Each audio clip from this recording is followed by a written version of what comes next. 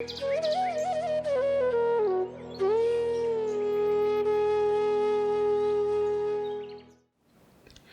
चड्ढा हैं, BTech second year chemical engineering, अपना परिचय इन्होंने भेजा है। कह रहे हैं, नमस्ते सर, संत कबीर ने जो प्रेम और समर्पण पर कहा है वो मुझे पढ़ने में बहुत सुंदर लगता है। मैं वैसा ही प्रेम और समर्पण अपनी ज़िंदगी में लाना चाहता हूँ, मार्गदर्शन करें।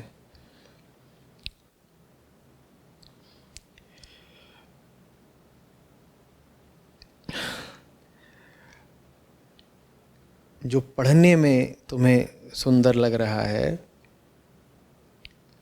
उसको पढ़े जाओ जब तक कि वो जितना सुंदर लग रहा है उतना ही चुनौतीपूर्ण और भयानक भी लगने लगे।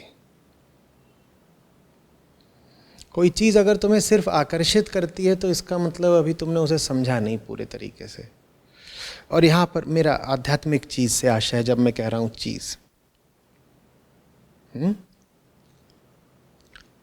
सत्य सुंदर ही भर नहीं है,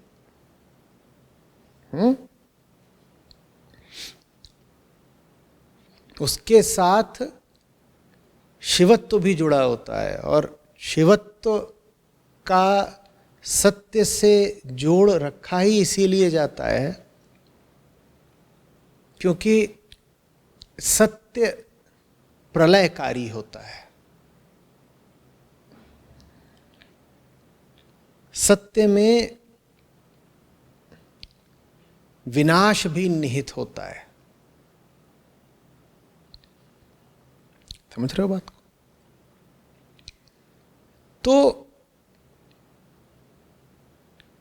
कबीर साहब को तुम समझ लेना, तुमने तभी जाना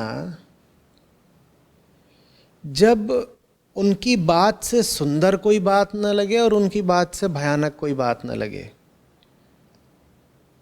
जब कभी तो तुम्हें लगे कि इनसे बहुत बहुत बहुत दूर भाग जाऊं, इनसे बड़ा खतरा मेरे लिए नहीं हो सकता। और जब दूर भागो तो समझ आए कि दूर भागने का विकल्प तो कब का पीछे छूट गया, दूर भागा ही नहीं जा सकता इनसे। तब जानना कि तुमने उन्हें जानना शुरू करा है। आकर्षण तो बहुत ही सतही बात है। अभी उन शब्दों में तुम्हें गहरे बैठना होगा और वो प्रक्रिया तुम्हारी शुरू हो ही गई है। कबीर साहब के आकर्षण में पड़ गए, उन्होंने तुम्हें पास बुला लिया है। ये तरीका है उनका। शब्द अगर आकर्षक न लगे तो उनके पास तुम जाओगे क्यों? तो आकर्षण के चलते पास चले गए हो। अब धीरे धीरे और गौर से सुनोगे तुम्हें पता चलेगा कि ये तो बात और आगे की है। ये तो बात और आगे की है। तुम कह रहे हो प्रेम और समर्पण, और प्रेम पर जो कुछ कह गए संत कबीर, उसको तुम पढ़ो तो वहां तो खून ही खून बह रहा है। ये कैसी बात है? हमें तो प्रेम का मतलब पता होता था फुहारें, प्रसन्नता, रंग, मिठास।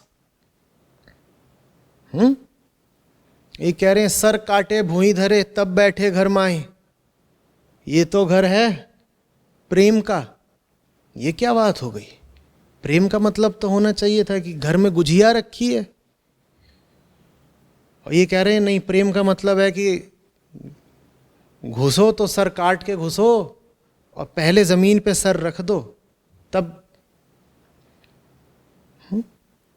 तो संतों के वचनों में काव्य होता है। बोली उनकी मीठी होती है, शीतल कर जाती है, तो हम उनकी ओर खिंच जाते हैं।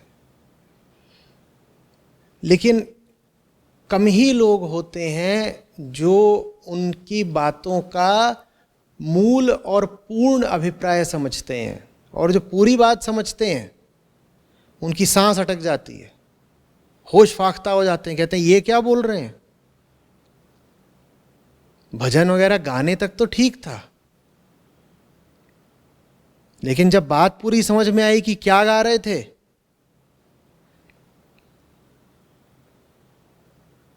तो दिमाग ठिकाने आ गया कि ये क्या हमसे बोली जा रही है बात। यहां पर, यहां तो बात बात में जान देने की बात हो रही है, यहां तो बात बात में लुट जाने की बात हो रही है, यहां तो समर्पण का मतलब ही है सीधे सर का समर्पण, उससे कम कुछ चलेगा ही नहीं।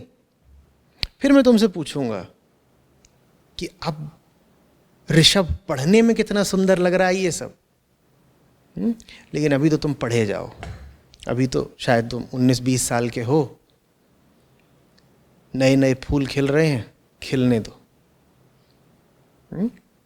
और शुरुआत सबकी ऐसी ही होती है, संतों की मीठी वाणी से सब आकृष्ट होते हैं। ठीक है, तुम्हारा इम्तिहान तब होगा जब संतों की बात तुम पर खुलने लगेगी और तुम तब भी संतों से प्रेम ही करो। नहीं तो ये होता है कि जब तक उनकी बात समझ में नहीं आई तब तक तो वो बड़े प्यारे थे, और जैसे ही उनकी बात समझ में आई,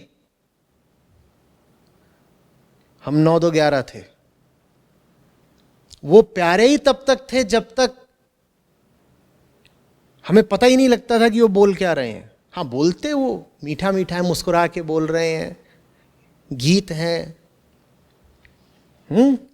तो अपना अच्छा लगता है। आहा हा,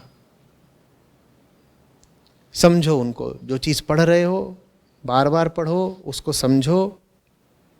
और मेरी प्रार्थना रहेगी कि समझ कर भी तुम कबीर साहब को उतना ही प्यारा पाओ जितना आज पा रहे हो। ठीक है।